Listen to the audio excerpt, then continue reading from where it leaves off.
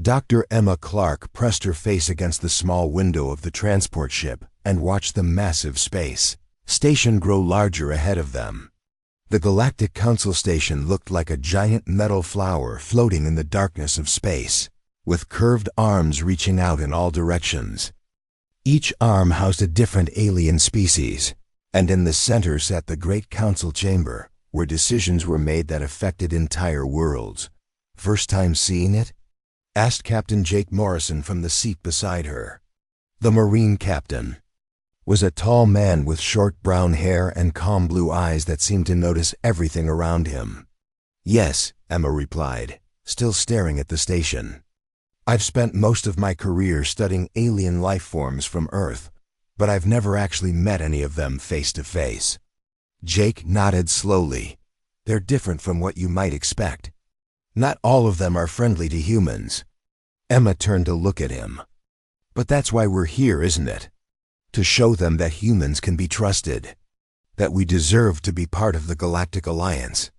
The transport ship docked with a soft bump, and soon they were walking through corridors filled with beings unlike anything Emma had ever seen. Tall, thin creatures with skin like glass walked past them without looking. Small, round aliens with too many eyes whispered to each other in languages that sounded like music. Blue-skinned beings with gills on their necks moved through the halls with flowing movements, like they were swimming through water. "Stay close," Jake said quietly. "Some of these species have never seen humans before. Others have heard stories about us that aren't very nice." They followed signs written in dozens of different languages until they reached the council chamber. The doors were enormous, at least 30 feet tall, and made of some kind of metal that seemed to change color as they watched. When the doors opened, Emma felt her breath catch in her throat. The chamber was huge, with seats arranged in circles that rose up toward a domed ceiling painted with stars. In each section sat representatives from different worlds, and Emma could see that many of them were already staring at the two humans, with expressions that ranged from curiosity to clear dislike. At the center of the chamber stood a raised platform, where a tall, crystalline being waited for them. Its body seemed to be made of living crystal that caught and reflected the light in beautiful patterns. When it spoke, its voice sounded like wind chimes.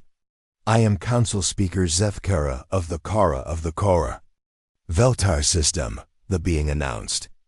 "You are the human representatives Emma Clark and Jake Morrison. You have come to request membership in the Galactic Alliance." "That's right," Emma said, trying to keep her voice steady. "Humanity has much to offer the galaxy. We have advanced technology, scientific knowledge, and a strong desire to work together with other species for the good of all." A sound like laughter came from one section of the chamber, but it wasn't a friendly sound. Emma looked up to see a group of tall, thin beings with green skin and huge black eyes. One of them stood up. "I am Ambassador Quindle of the Zenthi Republic," the alien said. Its voice was high and musical, but there was something cold in it. "We have studied your species extensively, and we have reached a conclusion about your world and your people." Emma felt Jake tense beside her. "What conclusion is that?" she asked. The crystal being, Zethkara, gestured with one arm, and suddenly the air above the platform was filled with images. Emma saw Earth as it looked from space, blue and white and beautiful. But then the images changed, showing storms and earthquakes, volcanoes erupting, and animals hunting other animals. "Your world," Zethkara said, "has been classified as a Class X. Deathworld. This is the most dangerous classification we have. Your planet is a place of constant violence and destruction." More images appeared, and Emma felt her heart sink as she saw scenes from human history. Wars, battles, weapons, and destruction filled the air above them. The alien representatives watched in silence, and Emma could feel their disgust and fear.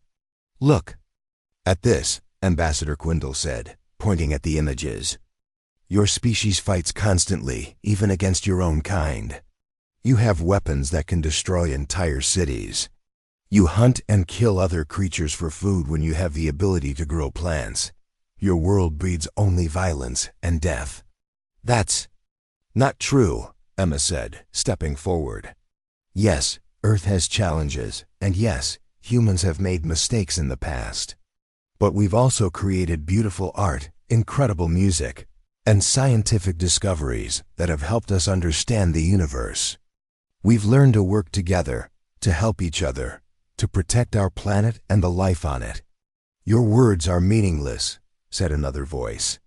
Emma looked up to see a being that looked like it was made of flowing water, with tentacles instead of arms and large, dark eyes. I am Counselor Vrexny of the Depths. We have seen what creatures from Deathworlds do when they are allowed to spread to other planets. They bring their violence with them. They destroy the peace that's civilized. Species have worked so hard to create. Emma tried to speak again, but Zethkara raised one crystal hand for silence. The evidence is clear. Earth is a world where life survives only through constant conflict. The weather is violent and unpredictable. The animals prey upon each other without mercy. The dominant species, humans, has spent its entire history in warfare against itself and the destruction of its own environment. But we've changed, Emma said desperately. We've learned from our mistakes. We've stopped most wars, we're working to heal our environment, and we want to share our knowledge with other species. The nature of a species cannot be changed. Ambassador Quindle said firmly, You come from a world of death and violence. That is what you will always be. The Galactic Alliance exists to promote peace and cooperation among civilized species. There is no place in it for monsters from a death world. Emma felt tears starting to form in her eyes. Everything she had hoped for, everything humanity had worked toward, was being dismissed because of fear and misunderstanding. She looked at Jake, hoping he would say something, but the Marine captain was just standing quietly, his eyes moving from one alien representative to another. The petition of the human species for membership in the Galactic Alliance is denied, Zethkara announced. Furthermore, until such time as your species can prove that it is no longer a threat to galactic peace, all human expansion beyond your home system is forbidden. The chamber erupted in sounds of approval from the alien representatives. Emma felt like she was going to be sick. Not only had humanity been rejected, but they were being trapped in their own solar system like prisoners. As the session ended and the aliens began to leave, Emma and Jake stood alone on the platform. Emma was crying now, all her hopes and dreams crashing down around her. I'm sorry, she whispered to Jake. I thought I could make them understand. I thought if I just explained things clearly, they would see that humans aren't monsters. Jake put a hand on her shoulder. Don't apologize, Doc. This isn't over. What do you mean? Emma asked, wiping her eyes. I mean, I've been watching these aliens while they were talking, and I've learned something interesting about them. What? Jake looked around the empty chamber, then back at Emma. They're scared, really scared. Not just of humans, but of something else. Something they don't want to admit. Before Emma could ask what he meant, Counselor Vrexny appeared beside them. The water-like alien moved so quietly that Emma hadn't heard it approach. You should leave now, Vrexny said, its voice like the sound of waves on a beach. Your species will never be accepted here. The galaxy has no place for monsters from a world that breeds only death. Jake looked directly at the alien. We'll see about that. As they walked back through the corridors toward their transport ship, Emma felt completely defeated. But Jake seemed different now, more focused, like he was planning something. What are you thinking? She asked. I'm thinking, Jake said slowly, that maybe it's time these aliens learned what a real death world looks like. Emma sat in the small room they had been given on the space station, staring at the wall. 3 days had passed since the Council had rejected humanity's request to join the Galactic Alliance. 3 days of feeling like a complete failure. She had spent years preparing for this moment, learning everything she could about alien species and their cultures. And it had all been for nothing. Jake sat across from her, reading something on a small tablet. He had been quiet since the meeting, but Emma could tell he was thinking about something important. The Marine captain had a way of going very still when he was planning, like a hunter waiting for the right moment to strike. "We should probably head back to Earth," Emma said quietly. "There's nothing more we can do here." "Actually," Jake said, looking up from his tablet, "there is something we can do. I've been reading about galactic law, and there's an old rule. That might help us." Emma looked at him with surprise. "What kind of rule?" "It's called the challenge of evidence. It's very old, from back when the first alien species were forming the alliance. If one species disagrees with a decision made by the Council, they can demand to prove their case through actions instead of just words." "What do you mean by actions?" Jake set down his tablet and leaned forward. "We can challenge them to let us prove that Earth isn't really a death world. We can demand the right to show them that humans can survive and thrive in places they consider normal and safe." Emma felt a small spark of hope, but she was still doubtful. "Do you really think they would agree to something like that?" "They have to, if we invoke the old law. But there's a catch. If we fail the challenge, humanity gets banned from the galaxy permanently. No second chances, no appeals. We would be stuck in our solar system forever." The hope Emma had felt quickly faded. "That's a huge risk, Jake. What if we can't do whatever they ask us to do?" Jake smiled, and there was something in his expression that reminded Emma that he had been a soldier for most of his adult life. "Doc, I've spent 15 years fighting in some of the worst places humans have ever tried to live. Deserts where the temperature hits 140 degrees during the day and drops below freezing at night. Jungles where everything that isn't trying to eat you is trying to poison you. Mountains where the air is so thin you can barely breathe. If these aliens think their nice safe worlds are going to be a problem for us, they're in for a surprise." Emma thought about it for a long moment. The risk was enormous, but so was the reward.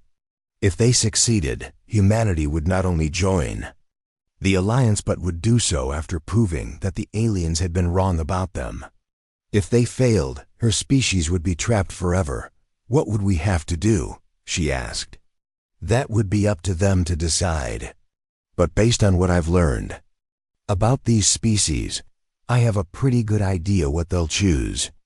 The next morning, Emma and Jake stood once again in the Great Council chamber. This time, the aliens seemed less interested in them. Many of the representatives were talking among themselves, clearly thinking that the human problem had already been solved. Council Speaker Zethkura looked down at them with what might have been annoyance. "Why have you requested another audience? The matter of human membership has been decided. We invoke the challenge of evidence under Article 847 of the original compact," Jake said clearly. The chamber suddenly went completely quiet. Emma could see that many of the aliens were looking at each other in surprise. Apparently, the challenge of evidence was something that hadn't been used in a very long time. "That law is ancient," Zethkura said slowly. "It has not been invoked for over 3,000 years. But it's still valid," Jake replied. "I checked." Ambassador Quindle stood up in the Zenthi section. "You would risk the permanent banishment of your entire species on a foolish challenge." "We would risk it to prove that you're wrong about us," Emma said. Finding her courage again, Councillor Vrexny's watery form rippled with what looked like amusement. "And what exactly do you think you can prove, little Deathworlders?" "We can prove that humans aren't the violent monsters you think we are," Emma said. "We can prove that we can adapt and survive in peaceful environments without causing destruction or violence." "Very well," Zethkura said after a long pause. "The challenge of evidence is accepted, but understand the terms clearly. You will be tested on 3 different worlds that represent the standard of civilized galactic society. You must survive on each world for one full local month using only basic survival equipment. No advanced technology, no weapons, no communication with your home world. Jake nodded. We accept those terms. Furthermore, the crystal being continued, if you cause any environmental damage, harm any native life forms, or disrupt the peaceful societies of these worlds in any way, you will be considered to have failed the challenge. And if we succeed? Emma asked. If you succeed, Zethkara said, and there was something in its tone that suggested it thought this was impossible, humanity will be granted full membership in the Galactic Alliance with all rights and privileges. The first world you will face, Ambassador Quindle announced, standing up again, is Harmony, the homeworld of the Zenthi Republic. It is a place of perfect peace and natural balance, where all life exists in gentle cooperation. No creature hunts another, no weather brings destruction, and no conflict disturbs the tranquil order of life. Counselor Vrexny spoke next. The second world is Serenity, our homeworld in the depths. It is a water world where all life lives in perfect symbiosis. The oceans are pure and clean, with no dangerous currents or violent storms. All creatures live together in harmony, sharing resources and helping each other survive. Finally, Zethkara spoke. The third world is Haven, homeworld of the Veltar. It is a place of perfect order and balance, where the very landscape has been shaped to promote peace and meditation. The atmosphere is perfectly controlled, the gravity is gentle, and the environment is designed to be completely safe and comfortable for all life. Emma felt her stomach tighten. These worlds sounded beautiful, but something about the way the aliens described them made her nervous. They sounded almost too perfect, like there might be something important missing from them. You will have 3 days to prepare, Zethkara announced. Then you will be transported to Harmony to begin your first challenge. As the session ended, Emma and Jake walked slowly back to their quarters. Emma was quiet, thinking about what they had just agreed to do. Jake, she said finally, are you sure about this? These worlds sound like paradise. What if we really can't handle living in such perfect places? Jake stopped walking and turned to look at her. Doc, let me ask you something. In all your studies of biology and evolution, have you ever seen a species thrive in an environment that was completely perfect and safe? Emma thought about it. Well, no. Species need challenges to grow and adapt. Without pressure from the environment, populations tend to become weak and eventually decline. Exactly. And another question.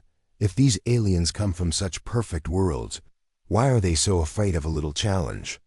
Why does the idea of conflict and struggle terrify them so much? Emma's eyes widened as she began to understand what Jake was getting at. You think there's something wrong with their perfect worlds? I think, Jake said with a grin, that we're about to find out that these aliens have forgotten something very important about what it takes to really live. And I think they're about to get a lesson from a couple of humans who come from a world that never lets you forget that lesson. They spent the next 3 days preparing for the challenge. Emma studied everything she could find about the 3 worlds they would visit, looking for any information that might help them survive. The data she found only made the world sound more perfect and peaceful. Jake spent his time doing physical exercises and meditation, preparing his body and mind for whatever challenges lay ahead. He also spent hours reading about the histories of the 3 alien species, looking for clues about what their worlds were really like. On the morning of the 4th day, they stood in the transport bay, ready to be taken to their first challenge. Emma carried only a small pack with basic survival supplies, a water purifier, some emergency food, a medical kit, and tools for making shelter and fire. Jake carried similar supplies, plus some additional items that Emma didn't recognize. What are those? She asked, pointing to the strange tools in Jake's pack. Just some things that might come in handy, Jake said with a mysterious smile. Trust me, Doc. I have a feeling this is going to be more interesting than these aliens expect." As their transport ship prepared to leave for Harmony, Emma felt a mixture of fear and excitement. They were about to risk everything on a challenge that could either save humanity's future or doom it forever. But as she looked at Jake's calm, confident expression, she began to feel something she hadn't felt since their first meeting with the Council. Hoped that maybe, just maybe, they could prove that being from a death world wasn't a weakness at all. Maybe it was exactly what the galaxy needed. The transport ship dropped Emma and Jake on the surface of Harmony just as the sun was rising. Emma stepped out onto soft green grass and looked around in amazement. The world really did look like paradise. Rolling hills stretched out in every direction, covered with the most beautiful plants she had ever seen. Crystal clear streams wound between the hills, and the air smelled like flowers and fresh rain. "It's incredible," she whispered to Jake. "I can see why the Zenthi are so proud of their world." Jake was already kneeling down, examining the grass and soil. "Maybe," he said quietly, "but something feels off about this place." "What do you mean?"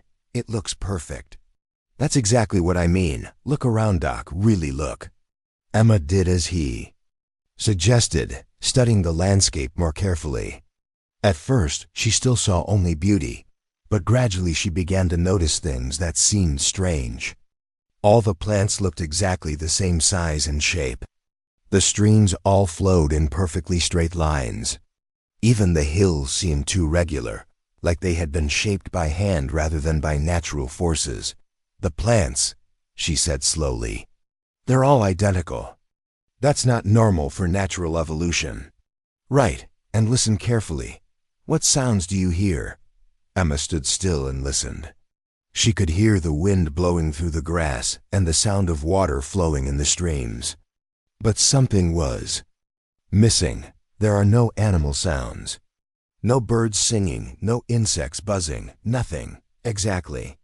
This place is supposed to be full of life, but where are all the animals? They began walking toward a nearby hill, hoping to get a better view of the area. As they climbed, Emma used her scientific equipment to test the soil and water. Everything seemed perfect.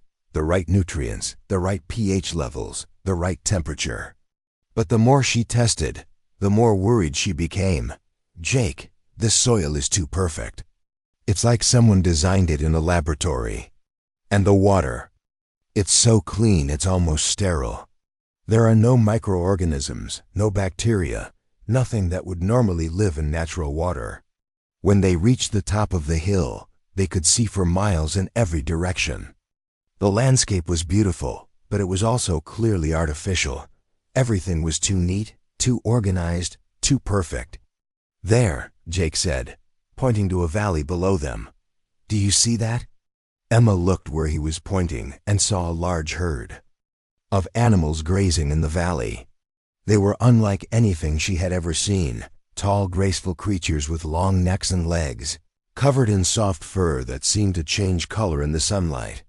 "Those must be the native herbivores the Zenthi told us about," Emma said. "They're beautiful." "Yeah, but look more closely. How many of them do you count?" Emma tried to count the animals in the herd. "I don't know, maybe 1,000, maybe more." "That's what I thought. And do you see any young ones? Any babies?" Emma looked again, studying the herd more carefully. All the animals seemed to be exactly the same size and age. There were no babies, no elderly animals, no variation at all. "That's impossible," she said. "In any healthy population, there should be animals of all different ages." They made their way down into the valley to get a closer look at the herd. The animals didn't seem afraid of them, which was strange in itself. Most wild animals would run from unknown creatures like humans. As they got closer, Emma began to see things that made her heart sink. The grass around the herd was eaten down to nothing. The streams in the valley were muddy and trampled. What had looked like peaceful grazing from a distance was actually something much more disturbing. "They're starving," Emma said quietly. "Look." at how thin they are. And look at what they've done to the vegetation.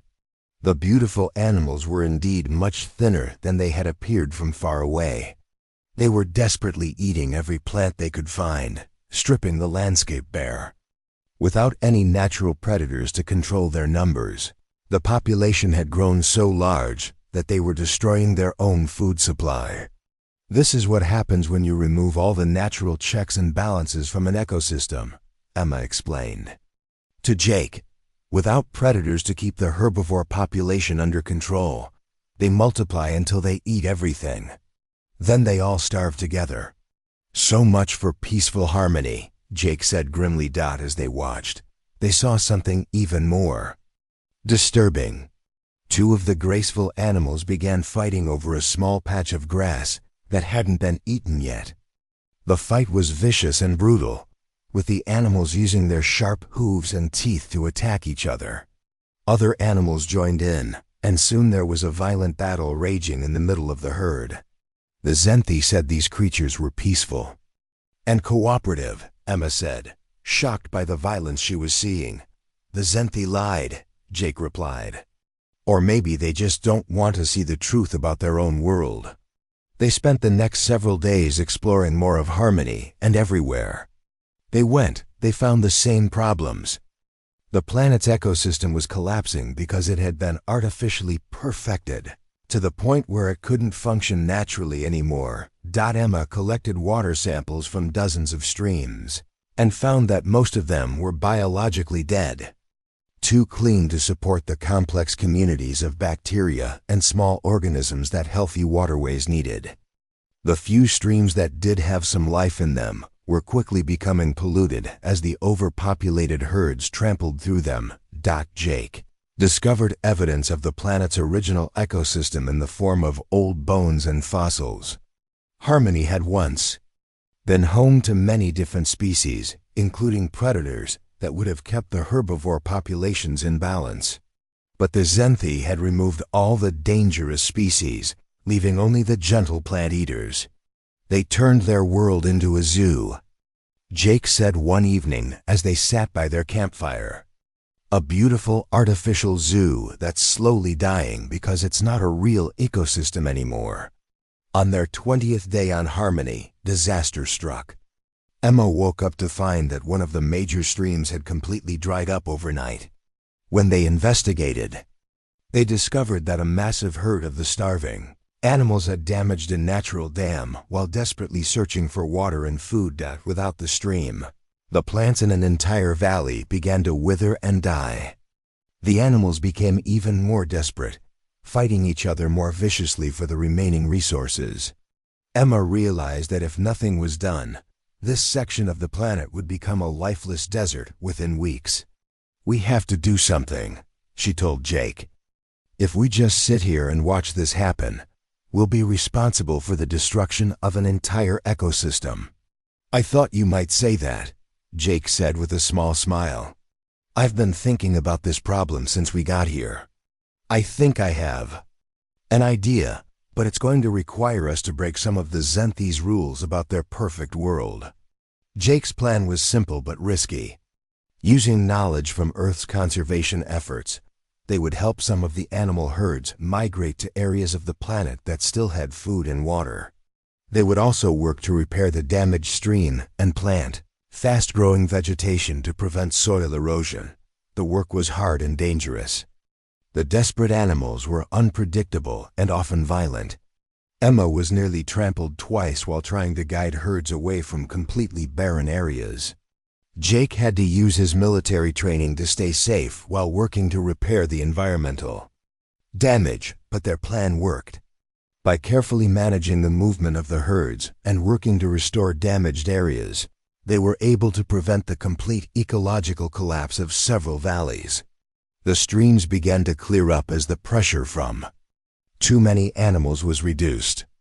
Plants began to grow back in areas that had been stripped bare. Most importantly, they had proven that humans could not only survive on the Zenthi's perfect world, but could actually help fix the problems that the Zenthi themselves had created. On their final day on Harmony, Emma and Jake stood on the same hill where they had first seen the starving herds. The valley below looked healthier now, with green grass growing and clear water flowing in the streams. The animal herds were smaller and more spread out, no longer fighting desperately over every scrap of food.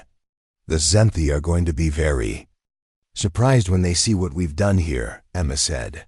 I hope they are, Jake replied. Because if this is what they call a perfect world, I can't wait to see what's wrong with the next one. As their transport ship arrived to take them to Serenity, the aquatic world of the depths, Emma felt more confident than she had since the challenge began. They had not only survived their first test, but had actually improved the world they were supposed to be too dangerous for.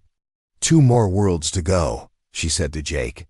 2 more chances to show them what humans can really do. Jake agreed. Neither of them could have imagined just how much worse the problems on the next 2 worlds would turn out to be. The transport ship landed on a floating platform in the middle of Serenity's vast ocean. Emma and Jake stepped out into warm, humid air that smelled of salt and seaweed. The water around them was the most beautiful blue Emma had ever seen, so clear she could see fish swimming dozens of feet below the surface. Welcome to Paradise Number 2, Jake said, setting down his pack and looking around at the endless ocean. It really is beautiful, Emma admitted. The water was perfectly calm, with gentle waves lapping against the platform.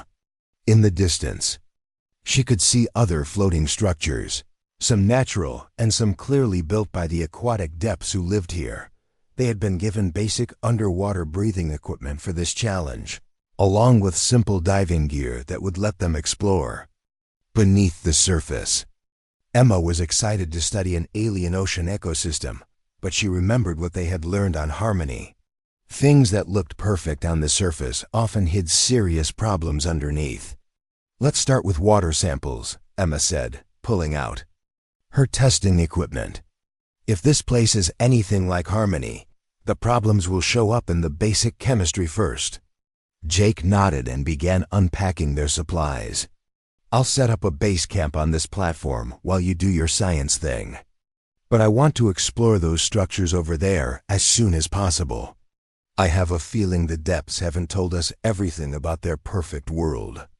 Emma's first water tests gave her results that seemed almost too good to be true. The ocean.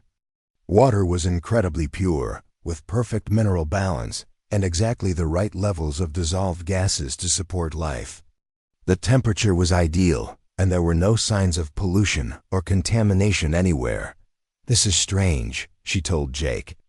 The water is so clean, it's almost artificial. It's like someone has been filtering and purifying the entire ocean. Maybe someone has, Jake said.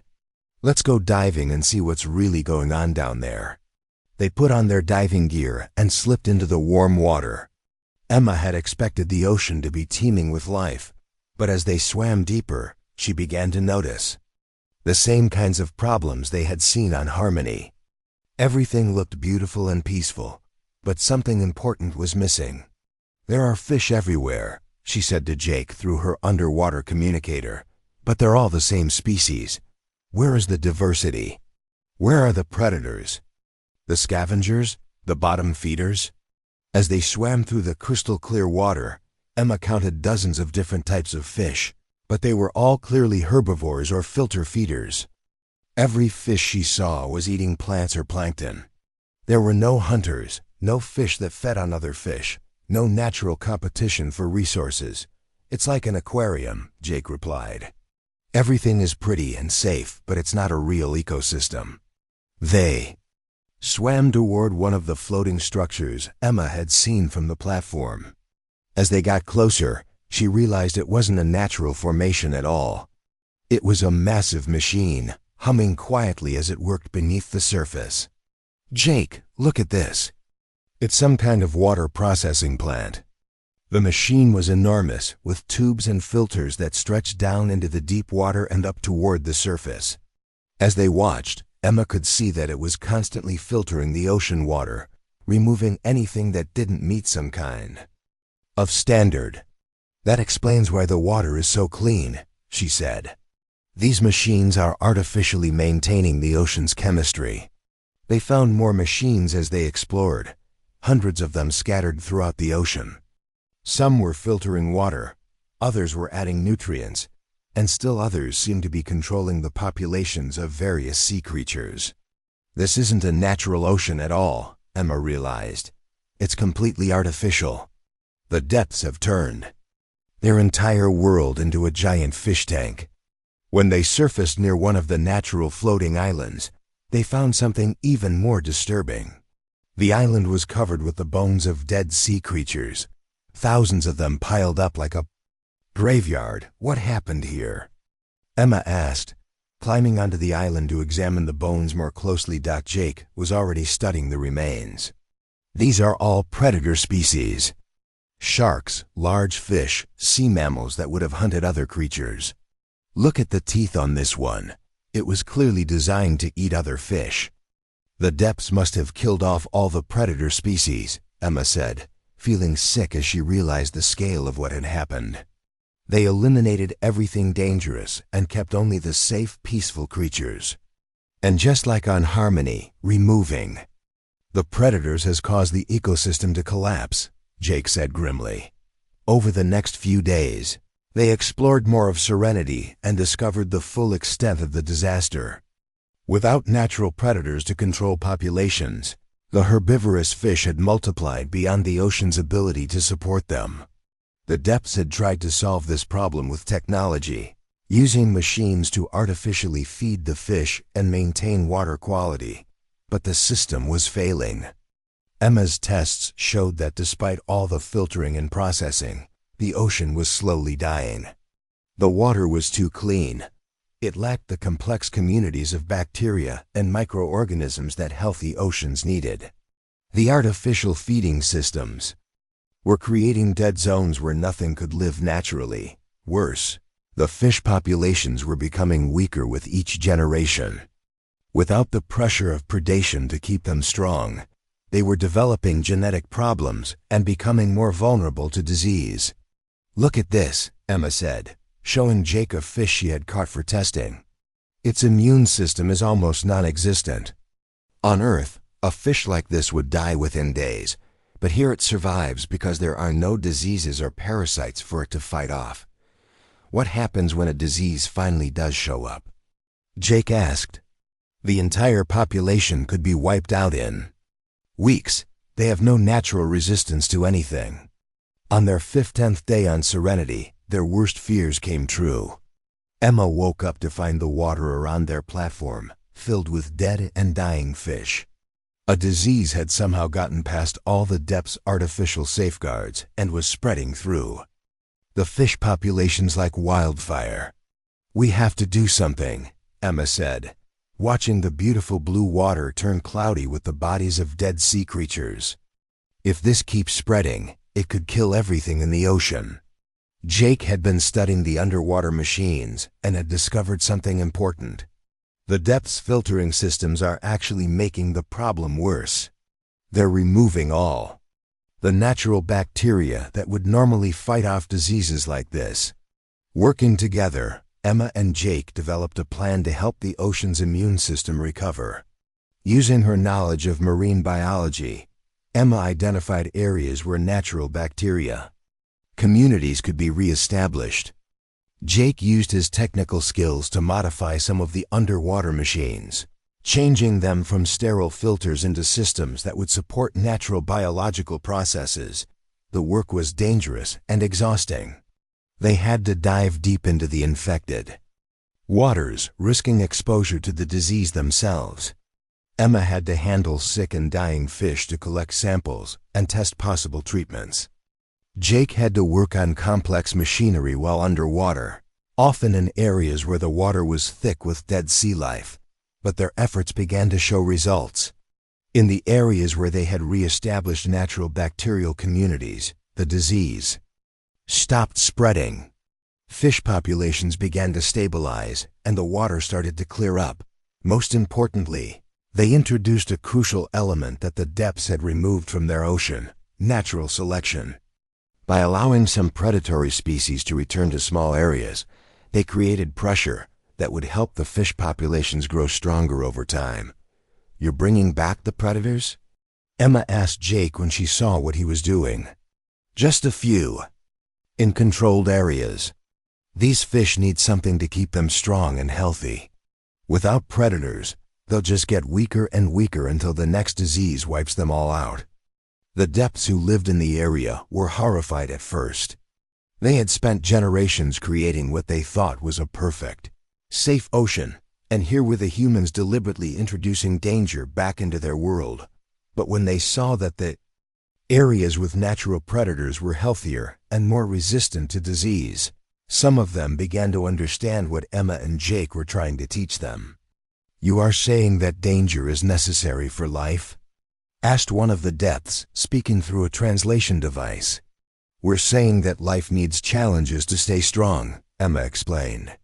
"Without something to fight against, living things become weak and vulnerable." On their final day on Serenity, Emma and Jake dove one last time through the areas they had worked to restore. The water was clearer than it had been when they arrived, and the fish populations were stronger and more diverse. "2 down, 1 to go," Jake said as they packed their equipment for the journey to Haven. "I'm starting to see a pattern," Emma replied. "Each of these worlds has the same problem. The aliens have tried to create perfection by removing all challenge and danger, but they've actually created systems that are dying from the inside. The question is, what are we going to find on Haven that's worse than a collapsing ecosystem and a dying ocean?" Emma looked out at the beautiful blue waters of Serenity, now healing thanks to their intervention. "I don't know, but I have a feeling. We're about to find out something very disturbing about what happens when an entire species tries to live without any challenges at all."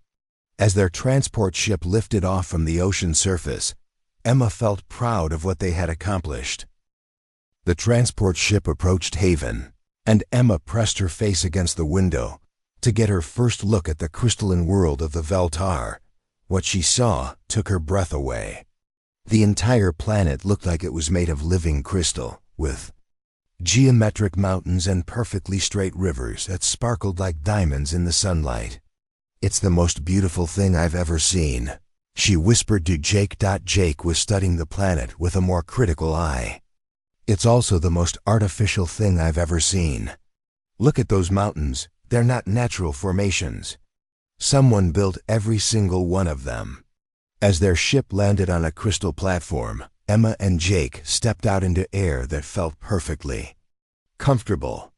The temperature was exactly right, the humidity was perfect, and even the gentle breeze seemed to blow at just the right speed.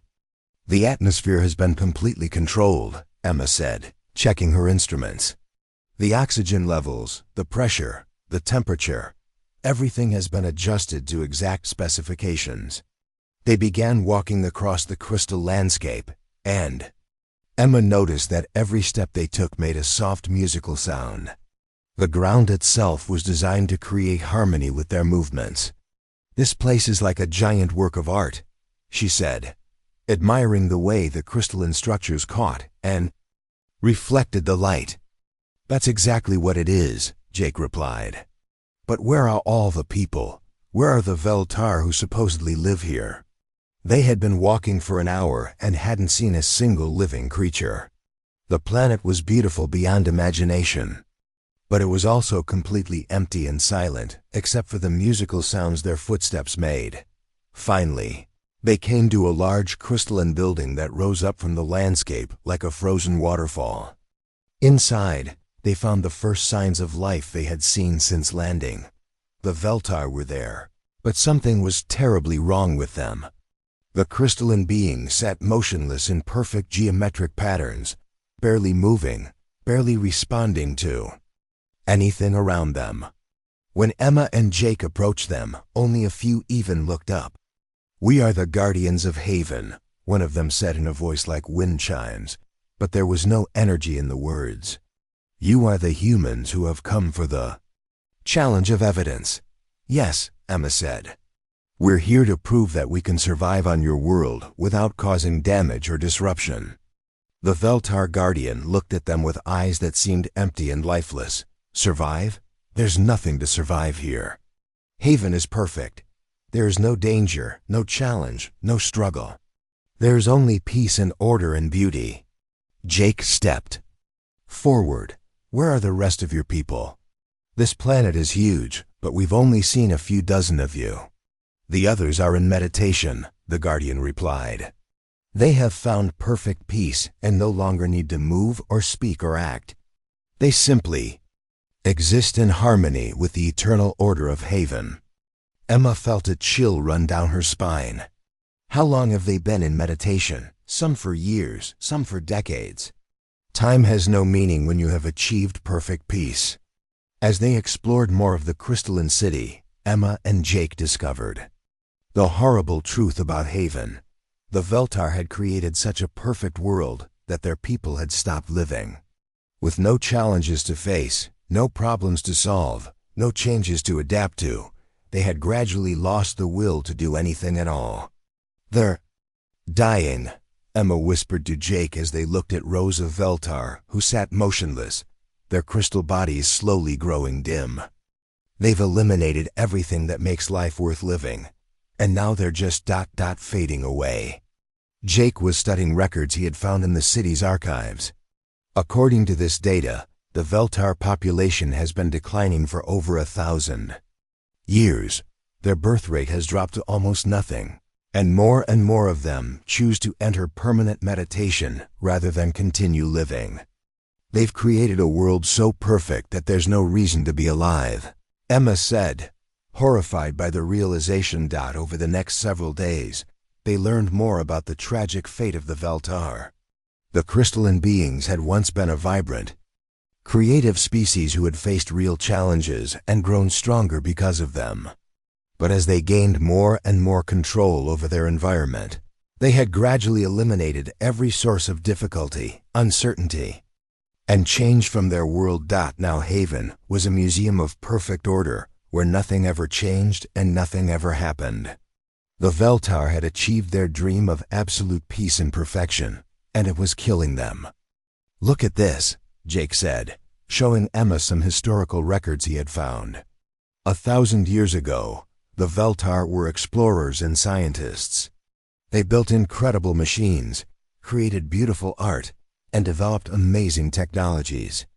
But as their world became more and more perfect, they stopped creating anything new. Emma studied the records and felt her heart break for these beautiful beings. They stopped growing, stopped learning, stopped dreaming. Perfect safety and comfort have made them forget how to truly live. The most shocking discovery came when they found the deepest archives in the city. Hidden away in crystal vaults were records of Haven's original environment, before the Veltar had reshaped their world into geometric perfection. "Jake, you need to see this," Emma called, her voice shaking with excitement and horror. The ancient records showed that Haven had once been a wild, dangerous world full of storms and earthquakes, dangerous creatures and unpredictable changes. It had been, in fact, remarkably similar to Earth. "They came from a death world," Jake said, staring at the images of Haven's violent past, "just like humans. But instead of learning to live with the danger and grow stronger because of it, they decided to eliminate all of it. And in doing so, they eliminated themselves," Emma finished. "They found similar records for harmony and serenity. All three alien species had originally evolved on challenging, dangerous worlds that had made them strong and adaptable. But instead of embracing their origins, they had spent centuries trying to escape from them. This is why they're so afraid of Earth," Emma realized. "We remind them of what they used to be, what they gave up when they chose perfect safety over real life." On their final week on Haven, Emma and Jake made a desperate attempt to help the dying Veltar. Using the historical records, they tried to reintroduce small elements of challenge and change to the crystalline world. They created weather patterns that weren't perfectly predictable. They introduced problems that required creative solutions. They even brought some of the Veltar to areas where the original, wilder landscape still existed in hidden valleys. That the results were amazing. Veltar, who had been motionless for years, began to move and speak again when faced with new challenges. Those who had to solve problems or adapt to changes showed signs of the creativity and intelligence their species had once been famous for. "Are bringing chaos to our perfect order," said the Guardian who had first greeted them. "We're bringing life back to your world," Jake replied. "Perfect order is just another word for death." Some of the Veltar understood what the humans were trying to teach them. They began to question whether their pursuit of perfection had been worth the cost. A few even asked Emma and Jake to help them restore some of the natural challenges to their world. But most of the Veltar were too afraid to change. They had lived with artificial perfection for so long that the idea of facing real challenges again terrified them. When the month was over and it was time to return to the council station, Emma and Jake had completed their challenge. They had survived on all 3 perfect worlds and had actually improved each one by reintroducing the natural elements that the aliens had worked so hard to eliminate. As their transport ship lifted off from Haven's crystal surface, Emma looked back at the beautiful dying world and felt sadness for what the Veltar had lost. "Are you ready to face the council again?" Jake asked. Emma thought about everything they had learned. The aliens weren't superior beings who had achieved perfect civilization. They were species who had become so afraid of life's challenges that they had forgotten how to truly live. "I'm ready," she said. "It's time to show them what humans have learned about surviving in a universe that's dangerous, unpredictable, and absolutely beautiful because of it." The council station appeared ahead of them, and Emma knew that everything was about to change. Not just for humanity, but for every species in the galaxy who had forgotten that real strength comes not from avoiding life's challenges, but from facing them with courage and growing stronger because of them. The humans from Earth were about to teach the galaxy how to live again.